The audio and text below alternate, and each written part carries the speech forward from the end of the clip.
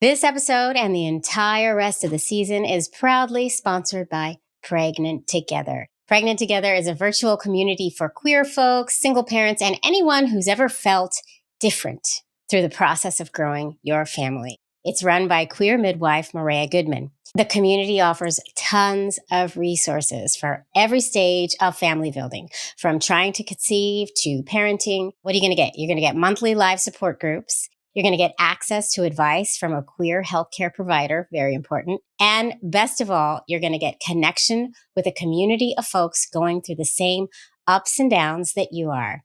And the best thing is listeners of the Queer Family Podcast get their first month free, y'all. So you're going to click the link in our show notes to get your free month now. And if you want to learn more, head to www.pregnanttogether.com. It's a wonderful resource. Check it out. Love is love on the Queer Family Podcast. Love is love. I just look at all of us and our relationships are so different between us and the kids. We each have something to offer them that's different from everybody else's in the equation. And I really appreciate that.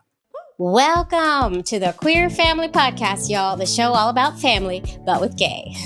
My name is Jaimie. I'm your host. And you, my beautiful friends, are tuning into this show whose mission is to celebrate, highlight, uplift, and normalize LGBTQIA plus families in all of our beautiful identities. Can you tell I've said that so many times in the past year, but I never get tired of saying it because it's so true and it's so important. And this episode does everything I just said and more. I had the pleasure of sitting down with Miles, who is actually an old friend, but I haven't spoken with Miles in 20 years at least. And Miles has a book that Miles wrote about his transition, basically. We had such a beautiful conversation just about identity. And really, we got deep into kind of the labels we put on ourselves and also the labels that society puts on ourselves and the idea of transition and the ideas of change and how change is constant. I can't wait for you to hear Miles' perspective on identity because it's beautiful and it's refreshing. And Miles also became a bonus parent to teenagers recently. And it's just a wonderful testament to the truth that queer families really are redefining and do redefine the idea of what is family. It's absolute. I can't wait for you to hear it. But before I let you hear it and before I roll this tape, I want to show you something. So if you're listening on Spotify or if you're watching the YouTube, you're going to have to look at the video right now because I'm showing you my newest award, the Anthem Award. The Queer Family Podcast has won an Anthem Award, y'all. It's going to go on the shelf behind me with my other two awards, the Signal Awards. This is for the 2024 Podcaster Audio category. It's a silver award. Silver, we got silver. And it's just heavy, y'all. And it's really cool and it's beautiful. I love getting these awards. They do feel a little superfluous because what am I really going to do with them except put them on the shelf behind me? But it does feel really awesome to be recognized. The Anthem Awards were started by the Webby Awards, and they celebrate purpose and mission-driven work. And it's truly an honor to get this. So anyway, I just wanted to show it to you because what else am I going to do with it? Feels great. So thanks, Anthem Awards. And one more thing to talk about. I have listener feedback from someone who emailed, and I love it when y'all email. And especially when you say nice things when you email, because it really does brighten my day, my week, my month. I can go back to these emails and read them when I'm feeling down. I appreciate every single email I do get. This is what Jennifer wrote. I identify as one of those cisgender straights. Please forgive me. I forgive you, and I'm glad you tune in. Jennifer says, thank you for being the reason I fell in love with podcasts. Thank you for teaching me how to be a better nurse and ally. Oh, and thank you for all you do to uplift, highlight, and celebrate the stories of these beautiful families. Yeah, I can tell you really listen, Jennifer, because you basically have my opening spiel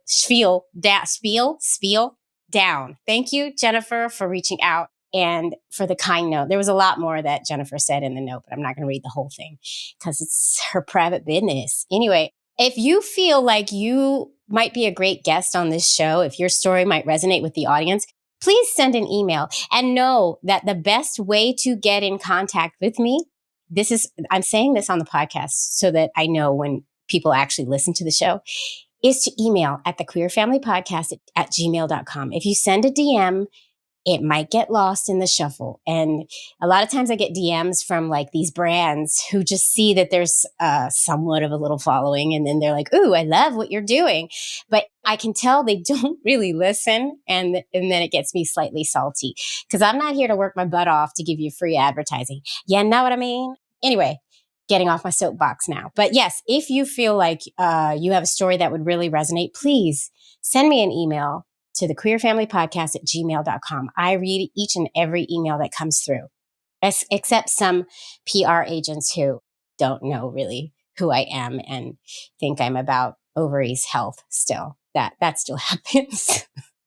About the health of uteris. Yeah, so that still happens. But I do read. If it's from one of you, I read it and I savor it. So send emails.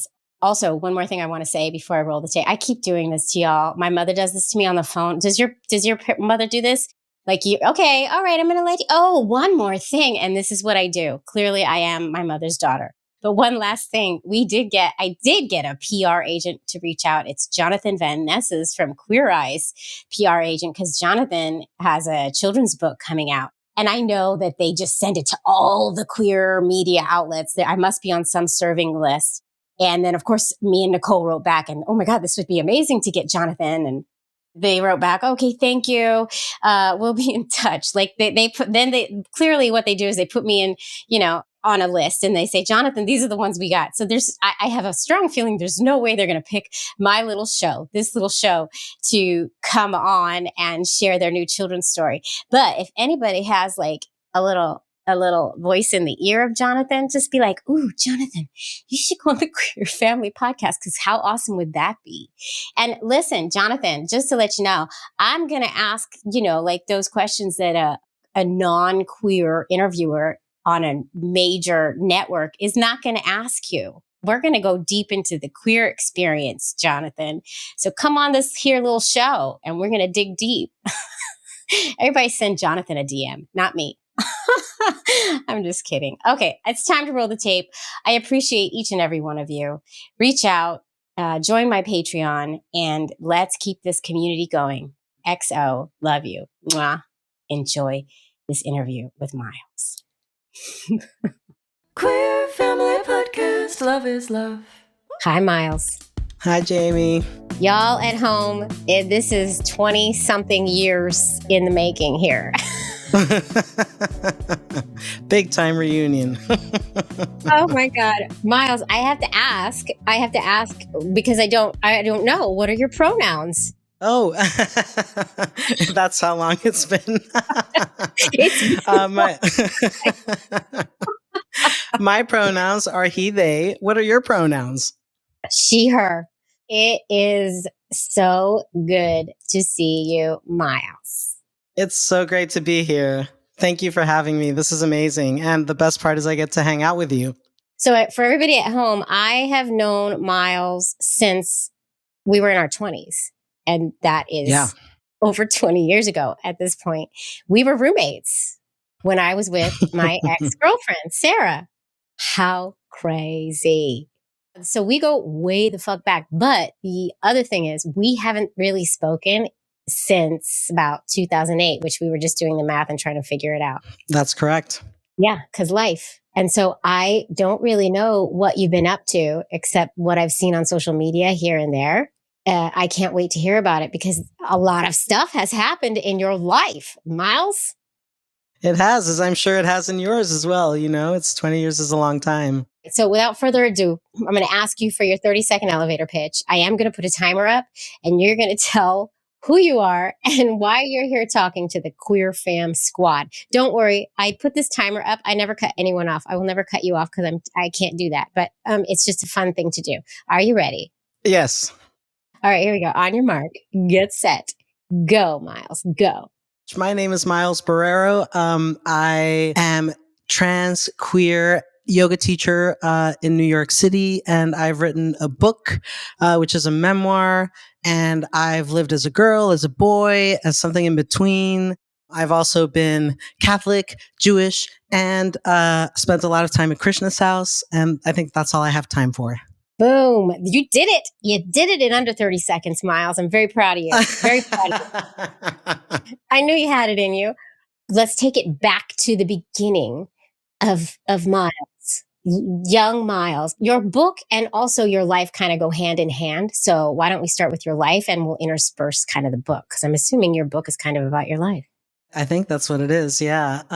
So little Miles, I was born in Brazil, in Sao Paulo, Brazil. And then I was raised in Bogota, Colombia during the Pablo Escobar years. So I literally lived there during the 80s and 90s when the worst of it was happening. And then I moved to college in Salt Lake City, Utah.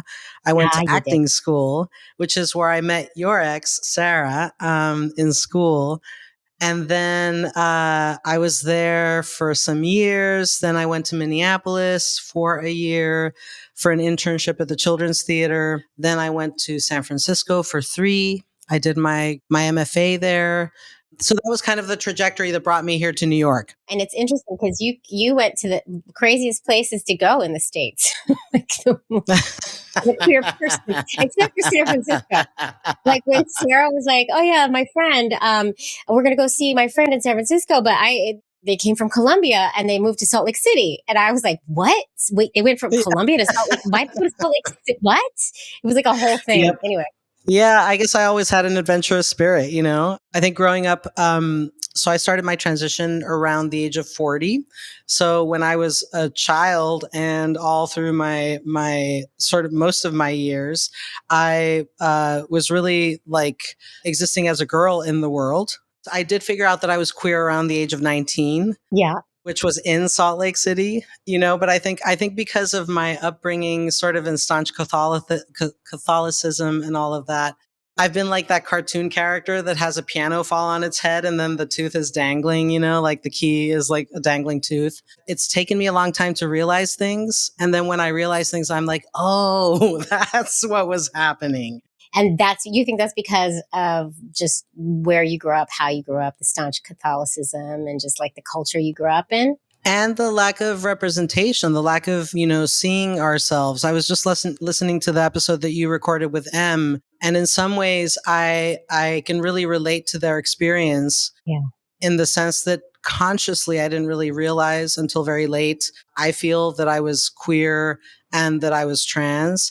And yet, I also feel like simultaneously there was a part of me that always knew, but it didn't know what it knew. You know, it kind of just knew that it was different. Sometimes it knew how, like when I saw myself in little flashes represented, I would get like a little glimmer of like, oh, that feels right. But they weren't ever like complete. They were more like little breadcrumbs. And throughout all the little breadcrumbs, eventually, by the time I got to 40, I had put enough of those breadcrumbs together that I was like, wait a minute. And also there was enough representation then that I was able to kind of see myself, you know, and be like, oh, okay, that's more what's happening.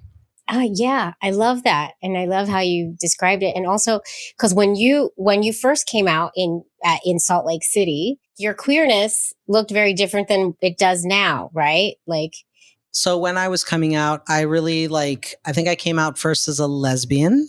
I think all these words that we use, you know, to term ourselves they're fraught, and they're also, I think when we also kind of decide that we want them, they can be very fun. But for me, they always have existed mostly as shorthands, you know, like they don't describe the thing itself. Like they're useful to kind of get on the same page quickly, but all the details always feel kind of wrong and messy to me.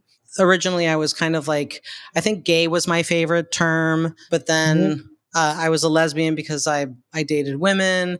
Yeah, and then it started to change. I guess my identity started to change when I moved to New York City after grad school. I heard of the word boy for the first time, BOI, and I thought that was neat because that felt kind of like an indeterminate.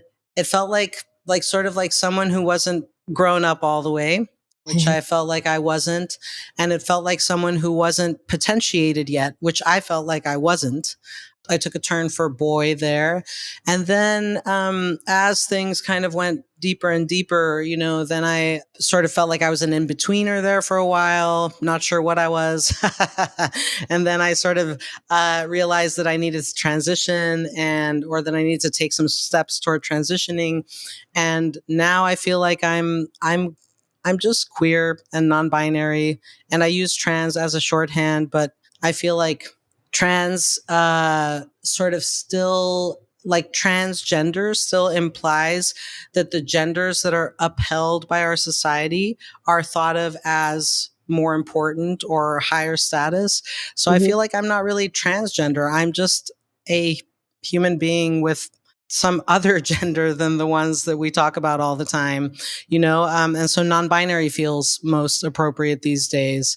But also with all of that, I'm very like if we need to use the labels to get there, like it's fine. It's not a pet peeve. I just think language is an interesting thing, because it both gives you like a focal point, but sometimes it focuses you too much.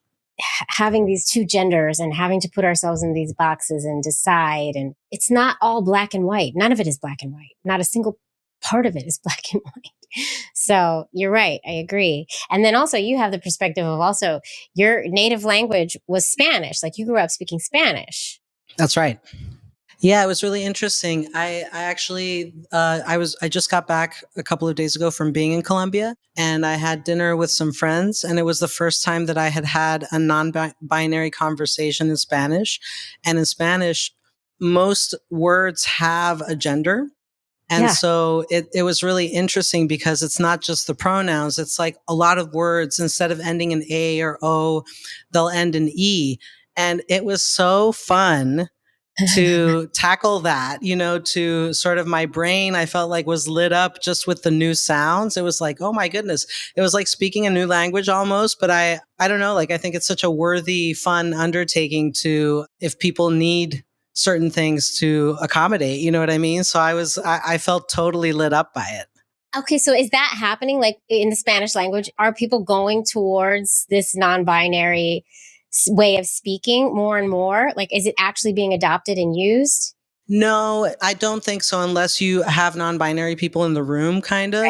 Right. But I was with a group of queerdos and weirdos, so I feel like we were just kind of, shooting the shit in non-binary Spanish, and it was just so refreshing.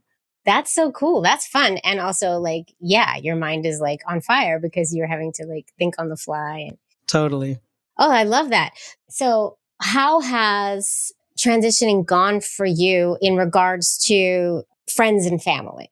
It's been a journey. I mean, I definitely feel like I've been super, super lucky because I feel like at the end of the day, love has always been the highest like ingredient in the room. And so that has made it so that no matter what happens, like we've stumbled through it together.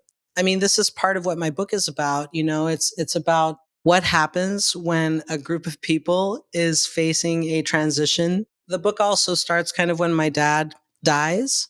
And so it's this idea of like this group of people going through a transition or many transitions, and what happens when the missteps and the things that go wrong happen. And I would argue that when love leaves a space for that intimacy can grow. And so it's not about what went right necessarily, but in the end, the summation is what went right. But it's about all of the little mishaps and missteps and all of the hard little learnings along the way, and how we all managed to be patient with one another as we stumbled in the dark. That to me is so much more compelling than perfection or than some sort of very clean, almost like medical allyship. Right. Well, and there's no such thing as perfection. You can't get there. And the only real constant in life that you really can rely on and bet on is change. Right? Exactly. Totally. So life is really about transitions more than just one kind of transition, right? The loss of a parent is a huge transition. So let's go into your book. Let's dig in. Where did it come from? Why did you write it, and what's it about, and what can we expect from it? I started writing it because I would write a blog that was once a month for my yoga students. It felt like philosophy was not very easily brought into a practical form, the yogic philosophy. So I wanted to take a stab at bringing that and kind of giving it an anchor so that people could feel like they could really use the science of yoga in their lives, not just the asana, not just the workout, or the moving of the body, but the deeper layers of the practice. And through that, I realized that I really enjoyed the practice of writing once a month. And I also realized that people were digging what I was putting out there. And then when I kind of really started taking steps toward my transition, I realized that I found myself educating people so much or having to educate people. And I thought, well, clearly the book that needs to be written is a different book. But I didn't want, being an artist, like you and I were storytellers, right? From when we were a lot younger. And so, being a storyteller for my whole life, I didn't want it to be didactic and clearly educational. That's just not who I am. That's not how I teach. I wanted it to be a literary, like I wanted to put out a piece of art that was beautiful, that was really satisfying. And I wanted it to have like the depth of feeling of the human sort of canon of depth of feeling. And I wanted it to be universal enough that anybody could relate to my shoes. Because I ultimately feel like even though my experience is different, and it is important to highlight that, what we have in common is much wider and much more interesting than what makes us different. And what makes us different is really our magic. It's the thing that gives us, it's our gift. It's what we can add in terms of meaning to the world. So I wanted to tell the story, my story, in a way that inspired people to live their lives fully, because that's what I've had to do in order to step into my shoes. And also that would inspire kindness and understanding and just a wider, a wider base for us, as we continued in this conversation together. Yes. And that is like the same reason why this podcast was started. Same thing I say about how this podcast is not just for queer people. It is for everyone. And I love what you said about we are more alike, my friend, than we are unalike. Like it's so true. Totally. Beautiful. And it's that little spark of magic that makes us unique, which is also like sprinkled with or like flavored with maybe the queer part of ourselves, which is very special if you see it that way. And if you, for me, very special part of myself that I want to cultivate and model pride in, because especially now, because I have children. So I have to. And you're doing such a great, actually like just telling stories. I think even just the act of telling our story is such an act of activism, and it's such a gift, because ultimately the table has been surrounded by other people. Like we have not had spaces at the table. We have not had the platforms and the kind of reach to tell our stories. So there's just simply, you cannot have too many queer stories. You cannot have too many trans stories, like they're all so essential. Like I've been, before coming on, I've been listening to your podcast and just delighting in the breadth of story and just how gorgeous queer people and the challenge of finding ways to have family within a world that really does its best to not allow it, Yes. And we are not represented. You are so right. And we need, there cannot be enough queer perspective. There can't be enough, because it hasn't been out there for all of this. Like it needs to be uplifted, and it's time for everyone to take notice. That's why everybody needs to listen. That's right. That's right. I agree. And I also think everybody's a little bit queer. They just haven't found it yet. So there's that too. Oh, I'm with you there. Yeah. I mean, also because, like when the stuff that we talk about are the purest, like furthest poles from one another, right? Which is like sort of cis het men and cishet women, right? And then there's everything under the sun between that. There's just room for all of it, Like I feel like we'll spend my life working toward a world that invites our differences and that invites all of the spectrum. Same, brother. Same. Preach. Yeah, I Preach, hear that. Miles. Yes. Yes. And now speaking of families and our interesting paths to family, can we dig into yours? Because I know nothing about it. And I just heard only a top line about a little bit of it. And let's get in. I want to hear what's going on in Miles's life. Like 5.5 years ago, maybe, I met someone on OkCupid.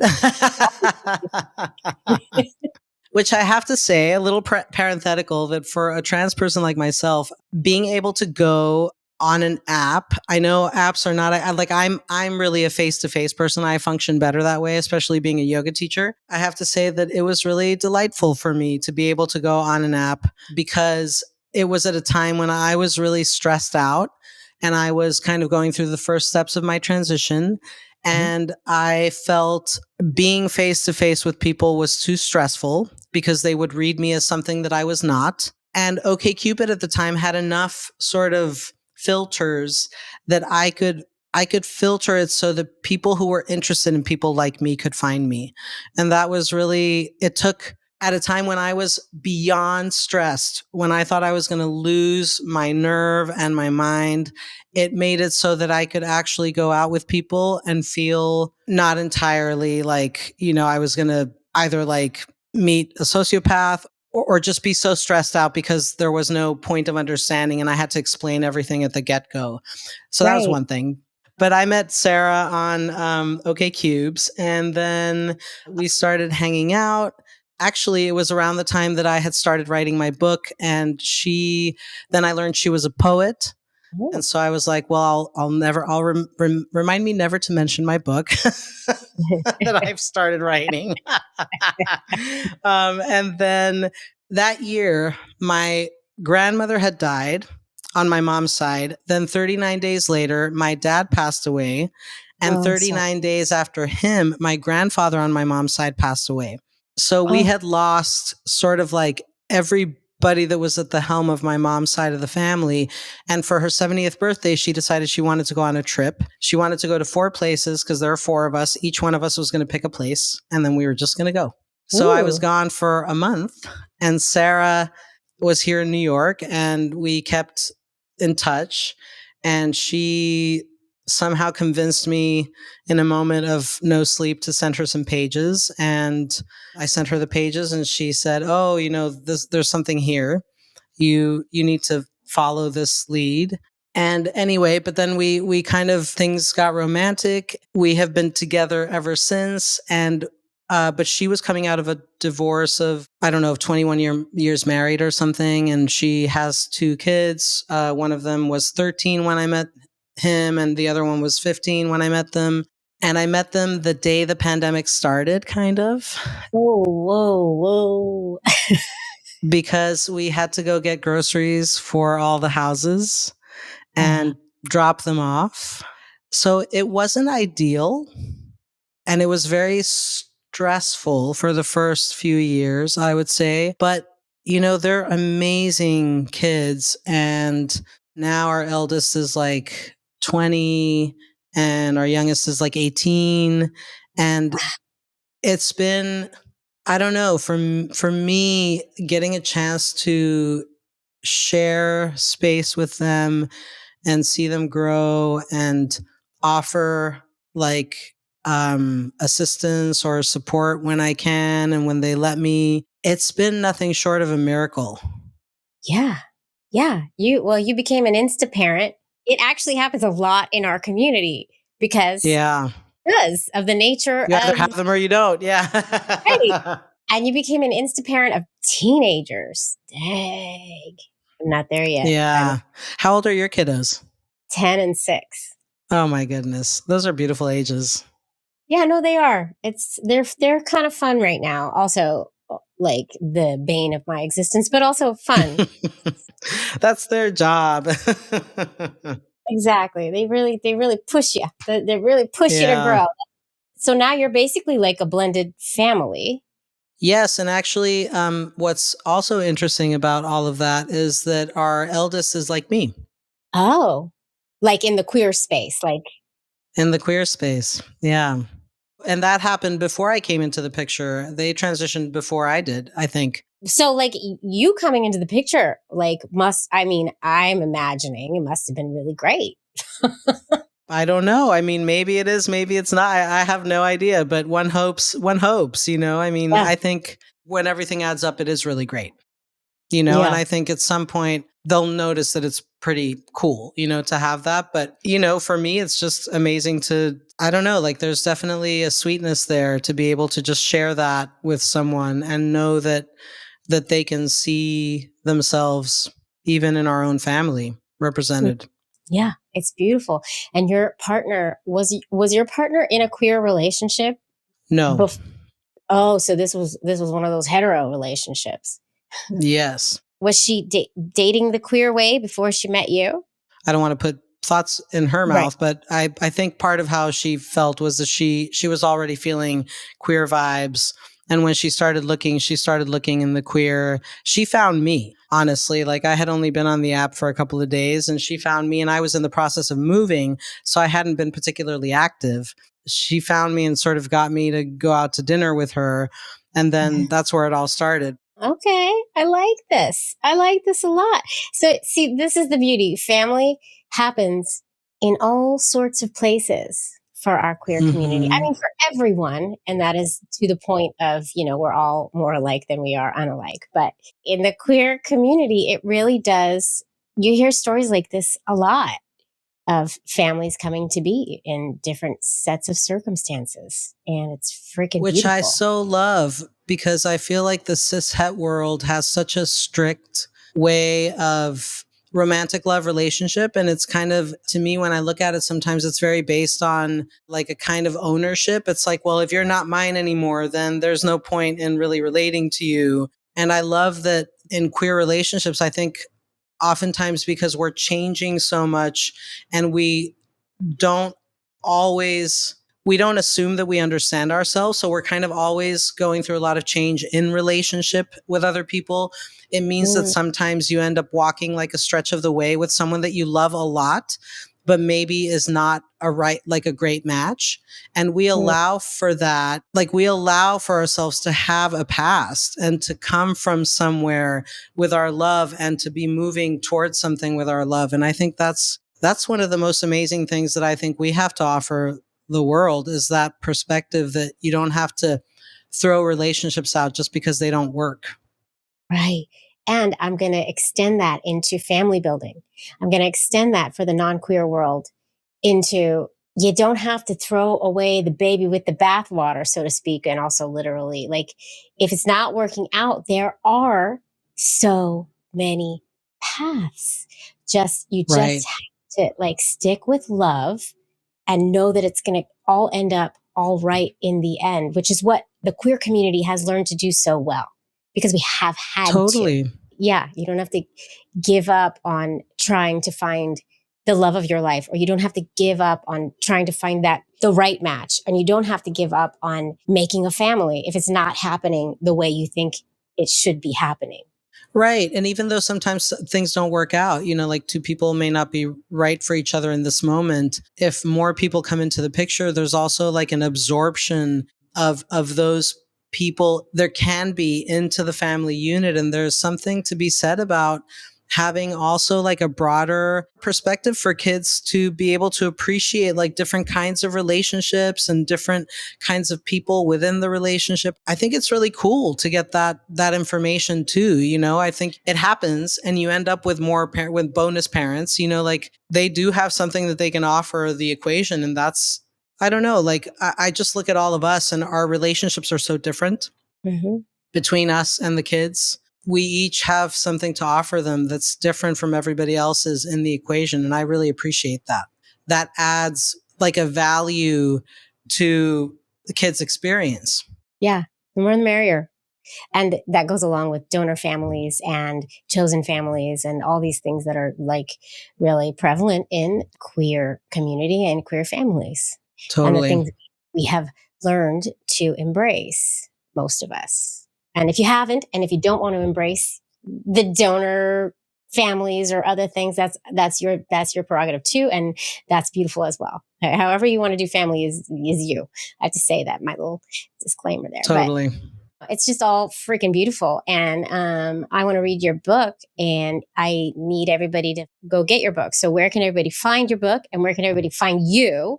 Well, you can find me at milesyoga.com. All the things are under there: my yoga practice, my craniosacral therapy practice, and the book. The book is called Beautiful Monster, A Becoming, and it is available everywhere, in the sense that if your favorite bookstore doesn't carry it yet and you want it, it would really help us if you call them and buy it and ask for them. If they don't carry it, they'll get it for you. It's available. But oftentimes, I actually was listening to you, Jaimie, talk about your show and how hard it is to get funded for your show. And I would like to hop on that and just remind people that it is exponentially harder for us to tell our stories. Exponentially, like you can't imagine. It's not what you imagine. It's like 10 times worse or 100 times worse. You know, if you feel like you are like want to read the book, the best way is to call a bookstore that doesn't have it, order it, or buy it from a bookstore that does. And it's out there. They just have to, they haven't stocked it because since all the things, it didn't meet whatever things it needed to get on the shelves. But it's out there, and you can get it on Barnes & Noble and Amazon as well, even though I do prefer the indie bookstores. And I feel like all of the listeners at home are right on board with you. And it's because, I'm doing quote unquote, it's not mainstream enough for the big corporations to pick up a bunch of copies, because it's not going to make them enough money, right? That's right. When there are plenty of folks who would love to hear your story. They just don't know it yet. That's why it has to be on the shelf. Like, Jesus. Yeah, totally. Right. And then also, I know also from the book I wrote based on the podcast with my previous co-host, and I've asked my listeners to do this as well. You can call your local libraries, and also the libraries that are everywhere that you see. You can call any library and ask them to carry a book as well. So that's something that everybody should do too, to help get these Absolutely. books. And then, if you do buy it and happen to read it, like sharing it with friends and just writing a review and leaving some stars, all of those things really help the algorithm pick it up. So there are ways to help. And, for me, it's just been a thrilling experience to have the story out there and to feel like people can learn from it, both allies and like parents of kids like me, and also for kids like me to feel represented and like the end is not always impossibly dark. Yes, we need this. It's life-saving information here. These are life-saving stories, literally. What's not more important than that? I don't know. So anyway, but we're like preaching to the choir with the listeners. But so basically, everybody at home or in your car or wherever you are on the subway listening, do all of the things I ask you to do for my show for Miles as well. Thank you so much. Thanks, everyone. Miles, it has been so great catching up, reconnecting. We're getting together. I'm coming to yoga, and I didn't know you did craniosacral therapy. I need some of that in my life. So we're coming back together. Nice. Here we go. I love this. I love this excuse to get together. This is great. It's been such a pleasure. And everything will be in the show notes, people. So check out the show notes for links and things like that to get the book and look at the book and all this stuff. Miles, thank you. This has been great. Jaimie, thanks for doing everything you do. You too. Queer Family Podcast. Whew. Well, folks, I hope you enjoyed that episode as much as I enjoyed it. And if you did enjoy it, feel free to listen to another or watch another. I have so many episodes for your listening or viewing pleasure. Just go pick one and enjoy. There's a lot. There really is. And also, if you really do like this show, please, I know I say it all the time, but please do consider supporting the show on Patreon. You're just going to go to patreon.com/The Queer Family Podcast. You're going to pick a tier, you're going to join, and you're going to get that bonus content. And you're also going to get my love and adoration for the rest of my life. I love you all. Thanks for tuning in. Keep on tuning in, and I'll see you next time. Mwah.